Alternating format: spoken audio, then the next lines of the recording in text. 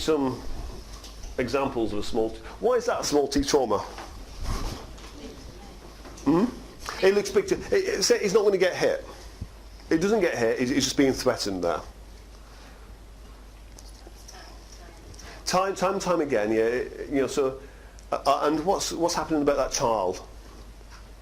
Yeah, is he powerless in this situation? Is it a threat to survival? Just take it that's dad. Not to survival. Yeah. Not to survival. It is a threat to survival. Yeah, when you're a little child and that is perceived that I'm being threatened. From the child's point of view, yeah, absolutely. Yeah, threat to survival and he's powerless. There's nothing he can do about this situation. So he's making decisions there, isn't he? What kind of decisions could be made in this second, in this moment? Not safe. Yeah. I'm a bad boy, on and on and on, yeah, lots of different beliefs and decisions there. Okay, so it's just any event that's not life-threatening as such, but there's this perception that you're powerless, threat to survival. Okay, and you're making a decision. Big T traumas, you know, give me some examples, car crash,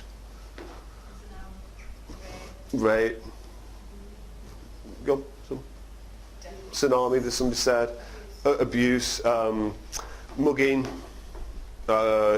physically being attacked, abortion, yeah, okay. A big one that we don't normally look for because it seems so normal, operations as children, massive issue. Who's been back to an echo that you had an operation as a child and had to go there and you saw the implications of that? Yeah, just never keep that in mind, clients, because it's some big stuff comes from that. It's isolation, powerlessness, threat to survival, and okay.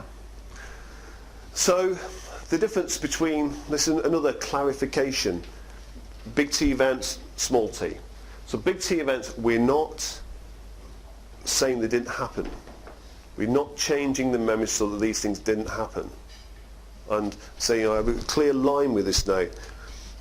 Something that Karen will talk about a little bit later with her talk. There was this grey area, but very clear. You know, when people have died and there are these big T events, big T traumas, you know, we're not changing it. We're not saying they didn't happen. But what can you still do? What can you still do? You can still resolve the trauma, because the trauma's locking all these things in place. You know, all the other thoughts and everything else. You can look at the beliefs because of the event. I should have done more, it's my fault, I should have helped, I shouldn't have done this, shouldn't have done that, you know, whatever the negative belief is. And then also, which is, you know, a massive part of the resolution is, you can bring in the people who have died, whether they're alive or dead. What we come to realise is, you know, this is the matrix in this different dimension.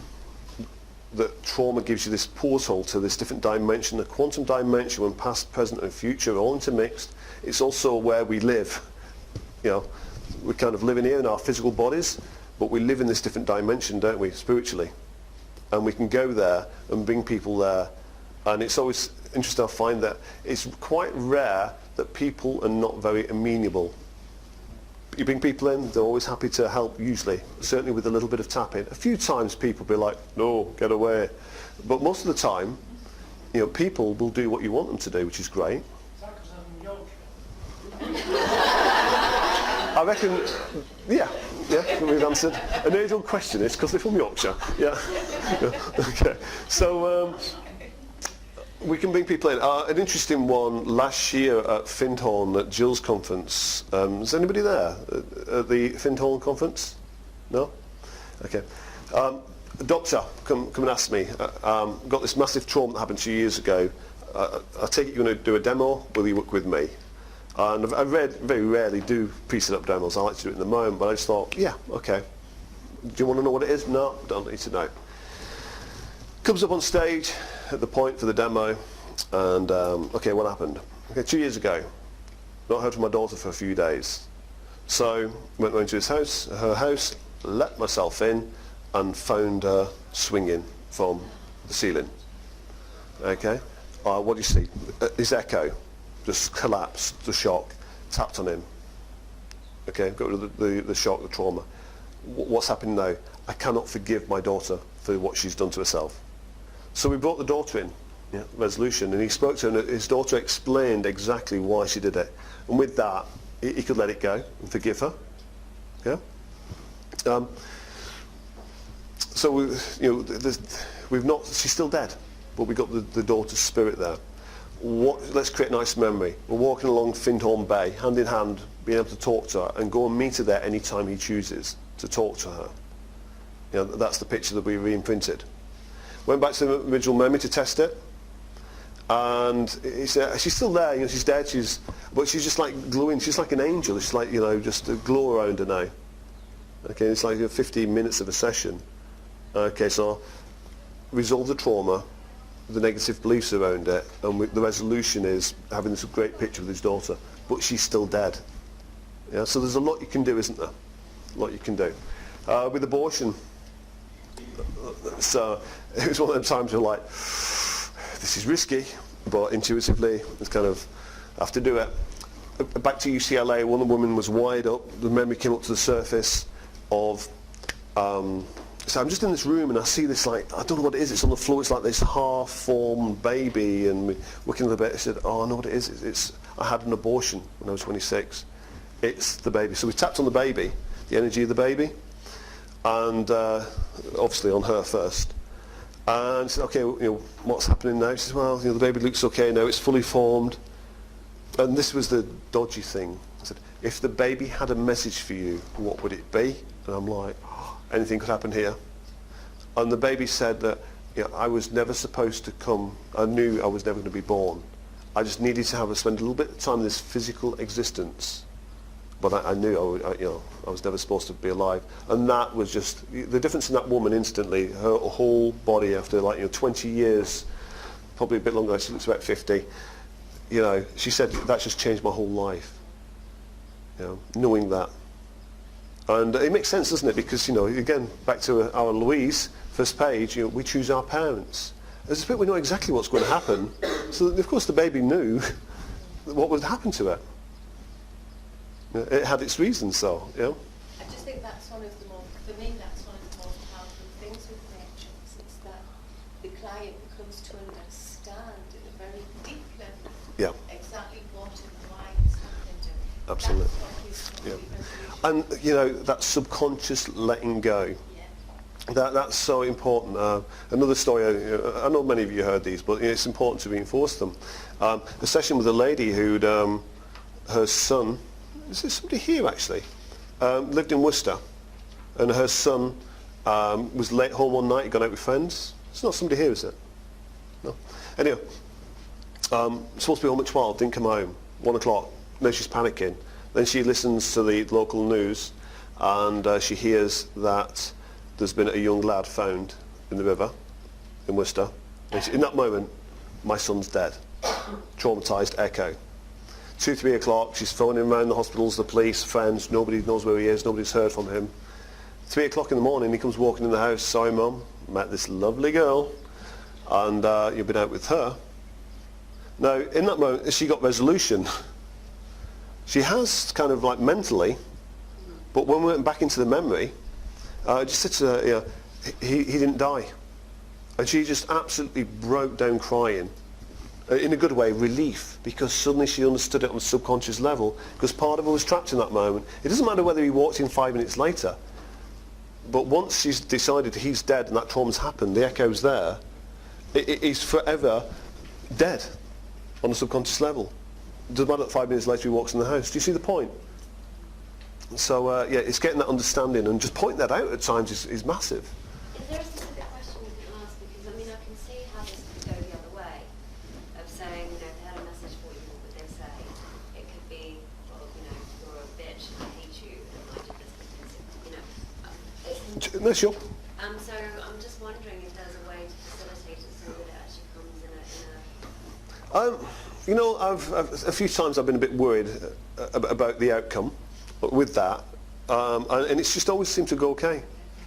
You know, it's just trust it. And if something happens like that, you know, like a car crash, and you know, this car crash happened, and it's like, did anybody die? It's like, you know, when I asked that, it's like, ooh, because what if you was drink and drive and somebody died? Now you've got a bit of work on your hands because of it was your fault and all that. But there's still resolutions to be had. Yeah. Just let me, Janice, go.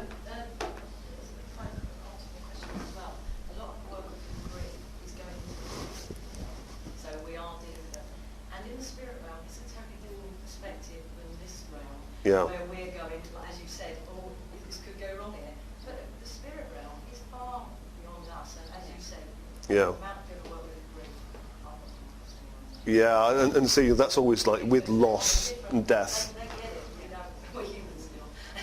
Yeah. They get it. So you don't get too afraid of that. No, just, you know, and it's, you know, still got, even if it's bad, it's got to get resolution in some shape or form. Yeah. If it does happen, the client has the opportunity to ask for forgiveness and apologize. So that's a good point, isn't it? Yeah. That way as well. Michelle? I don't think before, have you ever used Matrix with somebody with multiple personalities? Yeah, let's cover that a little later because it's, yeah. God, who is it that's doing it? Yeah, there's a lady down in Brighton now. She's got this client, 37 personalities, been doing also Lorraine Debenham in the Midlands. Yeah, one of the trainers is working. She's classically trained. Yeah, it's fascinating. Okay, so don't deny the big T's, but there's still a lot we can do. And the small T's, well, you know, all these things of messing up school talks and you know, the things that have no real, by changing the memory completely, have no negative repercussions in the present time. Yeah? So the teacher shouting at you that the teacher didn't shout at you, or messing up in class and getting smacked, and just these kind of issues, we can just change it because it's just about the belief. Okay? And then there's the middle area, and Caroline's going to talk about that, about the middle bit. And this is very much about like sexual abuse, physical abuse, and mental abuse, that, you know, because that is a bit more grey about what we can and can't change or deny. Okay, Barbara, you had a question? Yeah, on the small T events where you change them,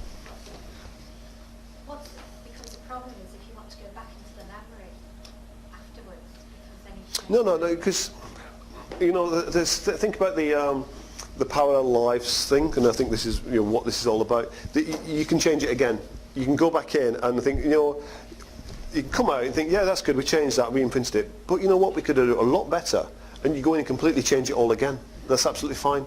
You can change it as much as you like. But for things like getting to the belief at the beginning, Yeah. you really need to do that work before you change it. Yeah, but you know, the belief, you know what the belief is. It's just that what you've changed is not quite as good as it could be. Yeah.